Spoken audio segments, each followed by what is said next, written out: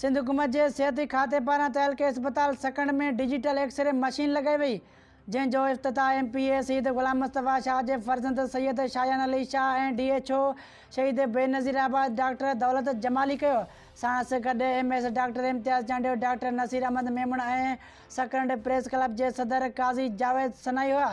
उन मौके ते सैयद शाहजान अली ॻाल्हाईंदे चयो आहे त पीपल्स पार्टी जी हुकूमत जूं महिरबानियूं आहिनि जंहिं नंढनि शहरनि में सिहत जूं बुनियादी सहूलियतूं मुहैया करे रही आहे, जंहिंजो ही मिसाल आहे डिजिटल मशीन पिणु आहे। हिन चयो त असीं कोशिशि कंदासीं त तहलके अस्पताल सकंड में दवाउनि जी खोड़ खे जल्द से जल्द पूरियूं कयूं वञनि।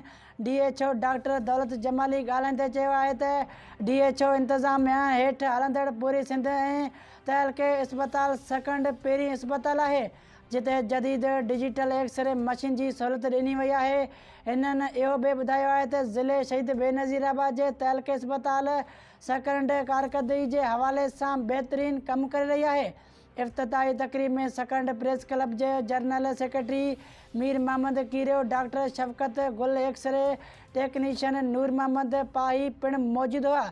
उन खां अस्पताल इंतज़ामिया पारां आयल महिमान मथां गुलनि की वर्खा करे आजियां कई वई।